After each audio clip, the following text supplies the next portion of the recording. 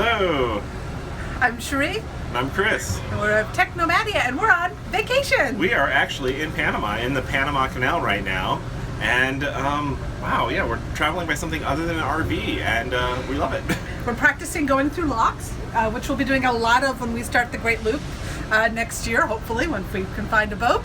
And so we thought we'd take a cruise down here and learn about locks. Yeah, they're basically the same, just smaller, the ones we're aiming for. But it's always fascinating to see this great civil engineering works like this. So we're actually here on vacation with my mom, who is behind the camera. Hi, Mom. Hi. So her celebrating her birthday, and we actually planned this earlier in the year with her. And we started out. We're on the Holland America Zuiderdam, I think is how it's pronounced, in Yes. Americanese anyway. And we went to their private island in Half Moon Cay in the Bahamas. And then we've been at Aruba and Curacao and Cartagena. And then now we're in the Panama Canal. We'll soon be docking over in Cologne. Is it pronounced Cologne or Cologne? Or? Cologne. I know it's not believe. colon. Yeah, not Colon. And then Costa Rica, and then back to Florida. So we have a couple days at sea, then we'll be back ashore. We have been testing some mobile internet solutions for international travel, like the Sky Roam, which has been getting us online in most of these ports of call.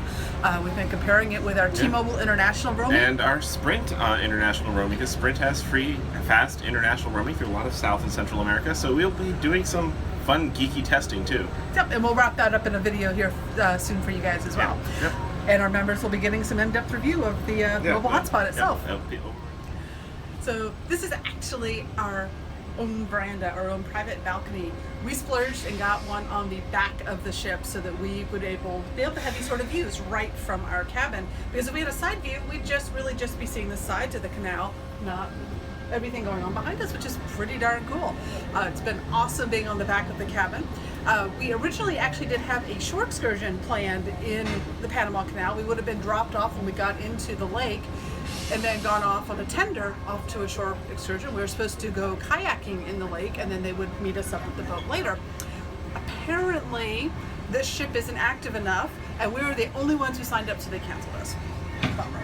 We're kind of bummed, but that means we get to go through the locks twice, which is okay for us. We're making the best of it. All right, geek out. So, fabulous Canal Facts. Apparently, because I've got civil engineering in my blood, I've been designated to share some trivia about the canal. It is amazing, in part because of how much effort went into building this. It took 20-something years to build, tens of thousands of lives, both under the French, who initially tried to build it, then the Americans. First opened specific 1914. year. 1914, I think. Well, actually, the first boats through might have been a little bit later than that. Was it 1914? 1914, yeah. So it's over 100 years old now. They've just opened up a new set of locks for much larger boats now. So suddenly Panamax is now new Panamax, and really, really huge boats can go through. The new Panamax boats, we've been told the tolls are over $1 million per boat to cross. A boat like this cruise ship we're on, we're told, is about $300,000 to cross through the canal. Just crazy. Yeah, and even a small sailboat and stuff like that, it's probably around $1,200 to $3,000 for a smaller boat to transit the canal. So, not something you do on a whim, going back and forth to have lunch on the other side or something like that. It's a big deal to cross, but it saves you 8,000 miles going around the world. Or, going from the East Coast to the West Coast. Yes. Well, yeah, but if you're going around the world, you don't have to go all the way down and south. So, I don't know. It's amazing civil engineering achievement. It kind of, opened up the world for trade in so many ways. It's absolutely fascinating, and it's really cool to see it up close and just the workings of it all. So anyway, we're going back to vacation because it's time for the Lido deck, I think, or something. We're going to enjoy the rest of this passage back out into the Caribbean Sea. And yeah, so here, go away. See you later. Bye.